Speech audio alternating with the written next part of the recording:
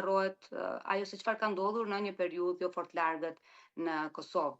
Kështu që po ndikon në mënyrë absolute edhe tek unë ka ndikuar edhe po e shoh që edhe mendimi i njerëzve dhe kritikat e tyre janë pozitive. Vetëm nëpërmes mosharresës edhe kujtimit ne e kthejmë në një dokumentacion të shkruar faktik atë se çfarë ka ndodhur. Dhe çfarë ndoshta ju kanë mësuar këta fëmijë për forcën njerëzore dhe mbijetesën? Gjithçka. Gjithçka që njeriu duhet të ketë vath në vesh gjatë gjithë jetës vet. Pa marrë parasysh se me çfarë ballafaqohesh, ti duhet të gjesh forcën.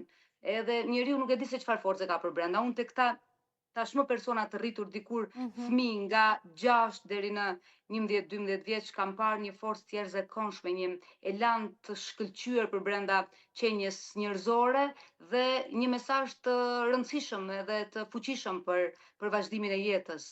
Është e bukura që vjen prej ndjenjave të sinqerta, sepse ata ishin fëmijë dhe nuk dinin se çka është lufta ose kush ka të drejtë në këtë ballafaqim. Ata thjesht ndaluan për një kohë si jetuar ëndrat e tyre dhe u ballafaquan ose u rritën përpara kohe, u poqën përpara kohe dhe jeta i sprovoi me diçka tjetër. Kështu që to janë mësimet kryesore të jetës, edhe të këtyre rrëfimeve konkretisht, Lili, që të mos harrojmë atë se çfarë ka ndodhur, por gjithmonë të kemi kujdes në atë se çfarë ndërtojmë përpara.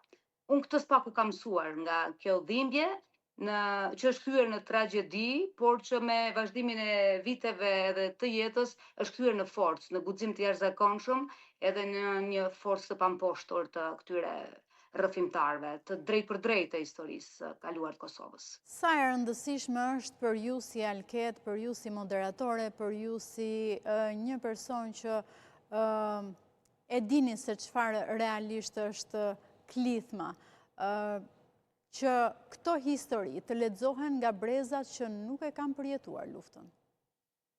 Jam përpjekur që edhe përmes anës vizuale duke inkuadruar, ja këto pamje që po shohim tani në ekran, duke inkuadruar edhe fëmijët e shkollës fillore, shkollave fillore sot, fëmijë të pothuajse asaj moshe që kanë qenë këta rrëfimtarë të klithmës, të dashurit e mi edhe të gjithë neve tashmë, të ushqej këtë ndjesinë e mosharresës edhe të kujtesës kolektive, duke parë edhe figurativisht atë se çfarë ka ndodhur, kur bashkëmoshatarët e tyre në një periudhë të shkuar kohore kanë qenë në një situatë jo fort lakmueshme, bile, në një situatë shumë të rënduar.